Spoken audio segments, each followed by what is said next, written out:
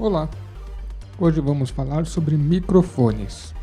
Eu sou o professor Fabrício de Sarno e esses vídeos aqui têm a colaboração do nosso querido Alan, né?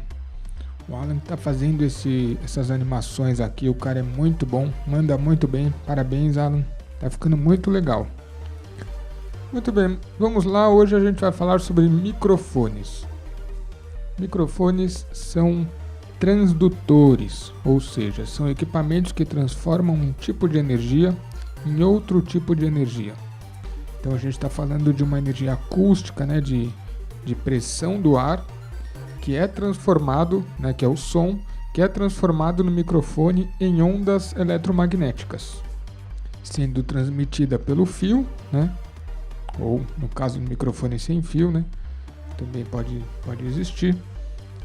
E essas ondas eletromagnéticas passam a ser gravadas, né, por um aparelho, por um gravador, ou por uma mesa de som, alguma coisa assim. Ou caso você vai digitalizar, passar essas ondas para um computador, um software, aí você usa, como a gente viu no outro vídeo, uma interface para transformar essa energia elétrica em dados, em bits, ok? Hoje falaremos então sobre 4 tipos de microfone, que são os 4 tipos básicos de microfones, tá? Mas primeiro eu queria falar sobre alguns equipamentos, né, que você usa junto com os microfones. Por exemplo, a gente costuma usar um pedestal, né? É ajustável, né?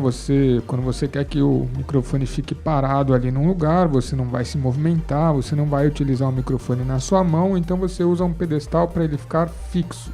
Muito bem, que outro tipo de equipamento a gente vai usar para suporte? Em primeiro lugar, a gente vai usar um cachimbo. O cachimbo é essa pecinha aqui que vai entre o pedestal para fixar o microfone no pedestal, ok? Antes da gente falar sobre o microfone propriamente dito, a gente também poderia explicar a respeito do shock mouth. O que é isso? É um tipo de suporte, né, que também é chamado de suporte aranha. Esse equipamento serve para reduzir alguns ruídos que o microfone pode gerar na hora da gravação, né, que são ruídos graves, assim, bem graves, ali no 20 Hz, um pouquinho mais.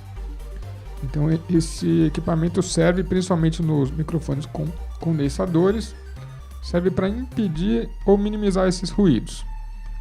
Outra coisa que a gente usa bastante em gravação, vocês já devem ter visto, né, é o pop filter, também chamado de anti-puff, que é essa redinha que fica entre a boca da pessoa que vai fazer a locução ou a gravação e o microfone. Serve para reduzir certos impactos que a gente chama de puff, que são gerados normalmente nas sílabas P e na sílaba B, que são sílabas que saem muito ar da nossa boca, né? Então acaba, às vezes, dá uma espécie de estouro, né, no microfone condensador, e isso gera uma sonoridade bastante desagradável. Então esse equipamento serve para isso, tá? Para minimizar esses puffs. Muito bem. O primeiro microfone que a gente vai comentar aqui é o microfone dinâmico. É o microfone mais usado, né, em palestras, aulas, entrevistas, que é esse microfone aqui formato bastão normalmente, né? Normalmente ele é um microfone resistente, mais barato normalmente, né? Depende evidentemente da marca e do modelo, mas normalmente ele é mais barato que os outros microfones que eu vou apresentar, né? Ele é um microfone que tem algumas características. Por exemplo, uma característica dele é que ele capta muito bem os sons médios, mas ele normalmente não capta bem os sons mais graves e mais agudos, né? Os sons mais nos extremos das regiões de frequência. Portanto, ele é mais usado para captar fala mesmo, né? Muito bem. Para que serve esse microfone, né?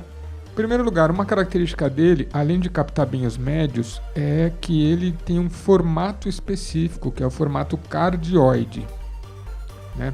O que é esse formato? Formato de captação, né? A gente chama de figura de microfonação ou também é chamado de padrão polar. O cardioide é um padrão polar que capta muito bem na parte da frente do microfone e tem um corte na parte de trás, por isso que ele é um microfone muito bom para ao vivo, porque ao vivo os cantores, por exemplo, utilizam retorno, né, na frente do cantor. Então esse corte faz com que o microfone ele corta atrás a captação, ele não capta o som que vem do retorno, portanto não dá uma retroalimentação que a gente costuma chamar de microfonia, que dá um som agudo bastante desagradável, né?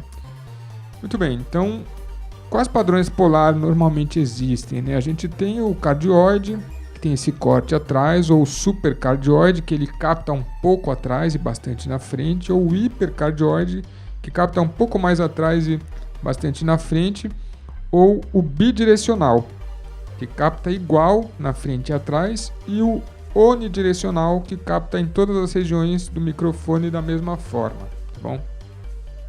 Para que é bom esse microfone? Ele é um ótimo microfone para gravar, por exemplo, entrevistas em locais externos, porque como ele não capta muito o ambiente pelo raio de captação curto, ele vai captar mais o que está realmente próximo da boca. O que poderia ser um defeito do microfone acaba virando uma virtude, né? Você, num ambiente ruidoso, você consegue isolar os outros sons e captar realmente o que está próximo, que é a boca. Então ele é bom para gravações em externa, gravações de entrevistas, para aulas, palestras e shows ao vivo. Beleza? Muito bem, o segundo microfone que a gente vai falar hoje é o microfone condensador. Ele é um microfone mais sensível. Ele capta bem regiões extremas, graves e agudos. Existem microfones condensadores mais específicos para captação de graves, como o microfone para captar o bumbo e instrumentos graves, e outros para captar mais agudos, tá? Ele é um microfone mais sensível, portanto ele tem raio de captação maior. Se você for num ambiente muito ruidoso, pode ser um problema por ele captar muito desse vazamento dos ruídos, né? Microfone condensador é mais usado, portanto, em situações controladas ou isoladas acusticamente, como gravações em estúdio, gravações em emissoras de rádio, né? Locuções e gravações musicais, etc. Tá bom? Normalmente em estúdio mesmo, em ambientes isolados que não tenha muito ruído.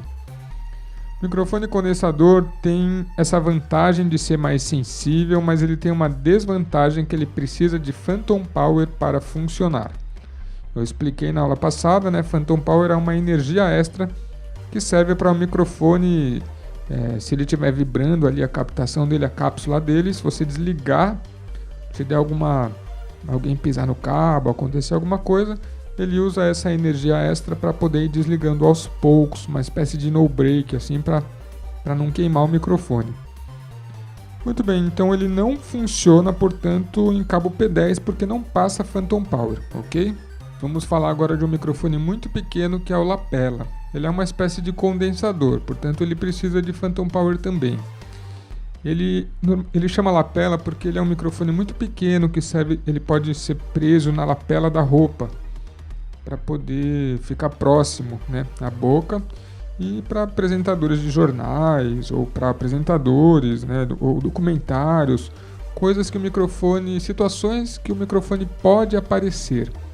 Em situações que o microfone não pode aparecer, como por exemplo vídeos ficcionais, filmes, etc., o lapela ele é muito pequeno, ele pode por vezes ser preso junto ao corpo com fitas, né, etc., escondido embaixo da roupa. Pode causar problemas, evidentemente, como por exemplo ruídos de roupa, pode captar o som do coração, o som da respiração, etc.